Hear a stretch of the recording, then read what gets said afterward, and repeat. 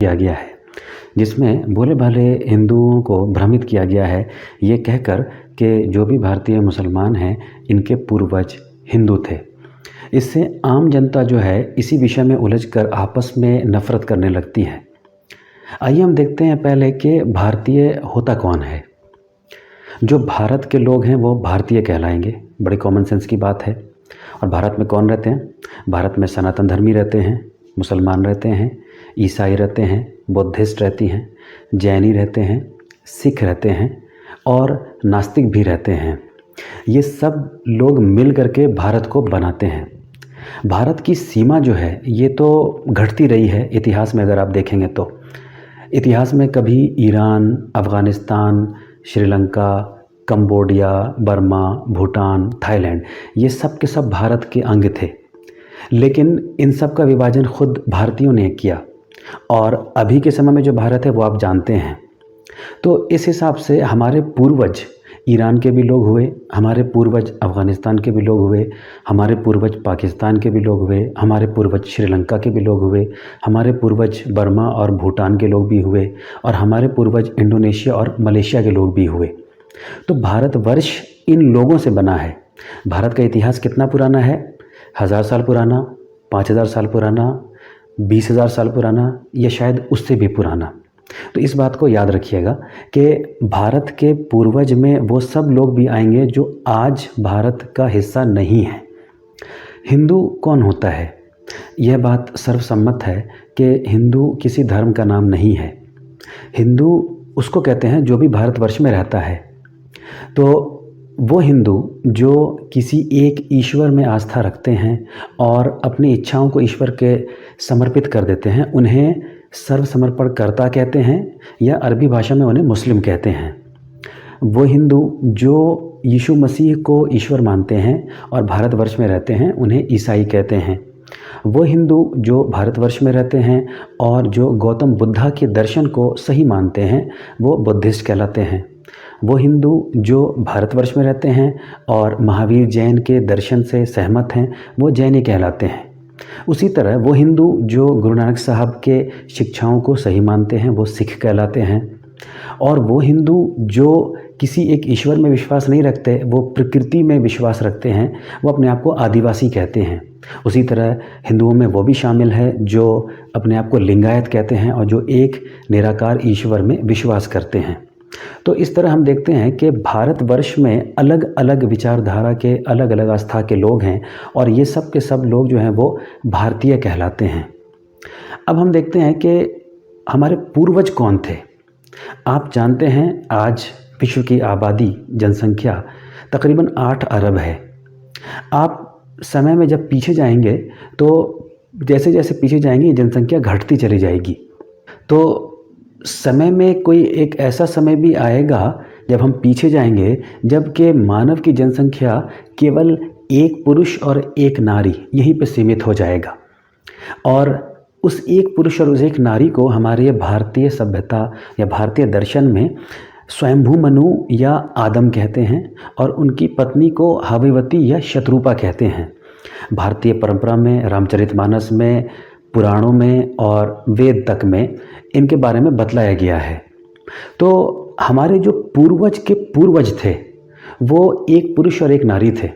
यहाँ पर यह भी मैं बताना महत्वपूर्ण समझता हूँ कि ये एक पुरुष और एक नारी केवल भारत के लोगों के ही पूर्वज नहीं थे, अपितु ये संपूर्ण मानव जाति, ये संपूर्ण पृथ्वी के जितने भी लोग हैं उन सब के ये सबसे बड़े पूर्वज थे। क्योंकि इन्हीं दोनों से सृष्टि के लोगों की रचना हुई और उन्हें हम इस्लामी परंपरा में आदम और हव्वा कहते हैं और ईसाई परंपरा में एडम एंड ईव कहते हैं। तो उस एक पुरुष और एक नारी से ये संपूर्ण मानवता की उत्पत्ति हुई और इसीलिए हम भारत के लोग एक दूसरे को आदमी कहते हैं जो कि आदम शब्द से बना है। अब प्रश्न ये उठता है कि उनका धर्म क्या था जो प्रथम पुरुष और प्रथम नारी थे। तो क्या वो किसी मूर्ति की पूजा करते थे? क्या वो मनुष्य की पूजा करते थे? या क्या वो किसी पेड़ पौधे की पूजा करते थे? थोड़ा सा बुद्धि का प्रयोग करेंगे तो बात समझ में आएगी कि प्रथम पुरुष उसी धर्म को फॉलो करेगा, उसी धर्म का पालन करेगा जो ईश्वर ने उसे बताया होगा। वो ईश्वरीय धर्म था उसी ईश्वरीय धर्म को हम सनातन कहते हैं संस्कृत भाषा में, रिलीजन ऑफ सबमिशन कहते हैं इंग्लिश भाषा में, और इस्लाम कहते हैं अरबी भाषा में। एक ईश्वर था, उसका बताया हुआ मार्ग एक था, जिसे हम सनातन धर्म या इस्लाम कहते हैं। तो जो प्रथम पुरुष थे वो उसी इस्लाम के मानने वाले थे, उसी सनातन धर्म के मानने वाले थे, और इस्लाम के मानने वाले को मुस्लिम कहते हैं। तो हमारे जो पूर्वज के पूर्वज जो हुए, जो सुपर पूर्वज हुए, हज़रत आदम अलैहिस्सलाम या स्वयंभू मनु, वो सनातन धर्मी थे, यानी कि वो मुस्लिम थे। तो इससे पता ये चला कि हमारे सबसे बड़े जो पूर्वज थे वो मुस्लिम थे, सनातन धर्मी थे। और जैसे जैसे समय बीतता गया, जनसंख्या बढ़ती गई, तरह तरह के लोग आते गए, और जब जब धर्म में बिगाड़ आता गया, तब तब ईश्वर अपने संदेश को अपने दूतों तक भेजता था। दूत यानी प्रॉफिट वो मनुष्य होते थे जो ईश्वर का संदेश लोगों तक पहुंचाते थे। तो ईश्वर का मूल धर्म या मूल संदेश कभी भी नहीं बदला। उसी एक मूल धर्म या संदेश को हम सनातन कहते हैं या इस्लाम कहते हैं। तो जब जब धर्म के अंदर हानि होती थी, धर्म का नष्ट होता था, लोग ईश्वर के शिक्षाओं को छोड़ करके अपना धर्म बना लेते थे, तब तब ईश्वर की तरफ से संदेशवाहक आते थे। तो इसी श्रृंखला में बहुत सारे संदेश आए। सबसे सर्वप्रथम संदेश जो था वो भारतवर्ष में ही आया, और जो अंतिम संदेश था या अंतिम ग्रंथ था उसे ही हम कुरान कहते हैं। अब हम ये देखते हैं कि भारतीय संस्कृति और भारतीय परंपरा में हुआ क्या। समय के साथ साथ लोगों के अंदर कुरीतियाँ आती गई, लोग ईश्वर के धर्म से हटते गए तो बुराइयाँ आती चली गई। आप जानते हैं कि भारतवर्ष में कभी सती प्रथा भी था, जिसका बाद में फिर हटा दिया गया जिसको। लेकिन इस सती प्रथा के अंतर्गत विधवाओं को अपने पति के शव के साथ जला दिया जाता था। हमारे इसी भारतवर्ष के अंदर दास प्रथा है, आज भी मौजूद है, जहाँ पे लड़कियों की शादी मंदिर के मूर्ति या मंदिर से कर दी जाती है। हमारे इसी भारतीय परंपरा में आज भी जाति प्रथा है, जहाँ पे के जन्म के आधार पर कुछ लोगों को छोटा माना जाता है। तो ये सब हमारे भारतीय संस्कृति और परंपरा का पाठ या हिस्सा रहा है। इस संदर्भ में स्वामी विवेकानंद जी ने बहुत अच्छी बातें बताई हैं। आप जब उनका पढ़ेंगे, उनकी जीवन के बारे में पढ़ेंगे, तो उसमें उन्होंने ये कहा है कि कैसे भारतीय परंपरा में पहले एक 8 साल के बच्चे की शादी 30 साल के मर्द से कर दी जाती थी, और घर वाले इस पर बहुत प्रसन्न होते थे। तो उन्होंने फिर किताबों का, धर्म ग्रंथों का हवाला देके बताया है कि कैसे लड़कियों की शादी बिना प्यूबर्टी को पहुँचे हुए इसको करना बड़ा एक अच्छा चीज़ माना जाता था। तो फिर विवेकानंद जी कहते हैं कि भारतीय परंपरा में बहुत सारी अच्छी चीज़ें भी रही हैं और बुरी चीज़ें भी रही हैं, हमें उन अच्छी चीज़ों को केवल रख लेना चाहिए। तो स्वामी विवेकानंद जी के इसी कथन को सत्य किया समय के साथ साथ बहुत सारे लोगों ने। जब लोगों ने अपने समय की कुरीतियों के विरुद्ध आवाज़ उठाया या उन कुरीतियों का त्याग किया, तो आप जानते हैं कि हमारे इसी भारतवर्ष के अंदर कभी मूर्ति प्रथा का प्रचलन नहीं था। बाद के दौर में मूर्ति पूजा का प्रचलन हुआ। स्वामी विवेकानंद जी ने इसके विरोध में भी कहा है। उन्होंने बताया है कि कैसे वैदिक काल में मूर्ति पूजा का प्रचलन नहीं था। उसी तरह बहुत सारे लोग थे भारतवर्ष में जिन्होंने हिंदू धर्म को त्याग करके बौद्ध धर्म को स्वीकार कर लिया, जब उन्हें लगा कि ये बौद्ध धर्म, ये बौद्ध दर्शन जो है ये सतमार्ग की तरफ ले जाएगा।